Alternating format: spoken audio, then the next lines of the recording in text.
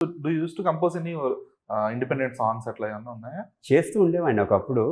చేసారా? Songs launch అయ్యాయి కూడా ముందు చాలా లాంగ్ బ్యాక్ 2009, 2010 ఆ టైంలో. ఓకే. ఎన్ని చేసుంటారు మొత్తం? అరౌండ్ ఒక 3-4 చేశాను. తర్వాత నేను షార్ట్ ఫిల్మ్స్ కూడా చేశాను కొన్ని కపుల్ ఆఫ్ షార్ట్ ఫిల్మ్స్ కూడా. ఆనిఫిలో అని వివేక్ ఆత్రేయ డైరెక్టర్ వివేక్ ఆత్రేయ ఉన్నారు. అతను నేను కలిపి అతనితో కొలాబరేట్ ఒక మూవీ, ఒక షార్ట్ ఫిల్మ్ చేశాను. కపుల్ ఆఫ్ షార్ట్ ఫిల్మ్స్ కూడా చేస్తూ ఉండేవాడిని. బట్ ఎందుకని ఇప్పుడు తర్వాత ఆపేసారు ఇండిపెండెంట్ మ్యూజిక్? నేను తర్వాత మళ్ళీ ఐటీలోకి వెళ్ళి జాబ్ చేస్తూ ఉండేవాడిని. అదే ఫైన్. బట్ ఇండస్ట్రీలోకి వచ్చాక అంటే టైం ఉండదు.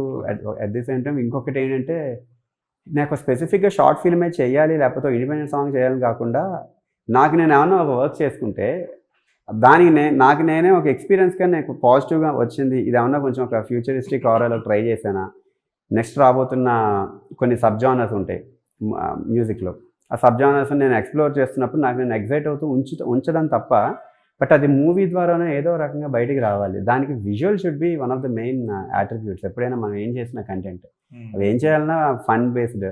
అండ్ స్టార్టింగ్లో కొంత అలా ఫిల్టర్ అయిపోయి, అంటే నెంబర్ ఆఫ్ వర్కింగ్ థింగ్స్ కూడా, అంటే బయటకు రిలీజ్ అయినా కూడా తగ్గిపోతూ వచ్చాయి.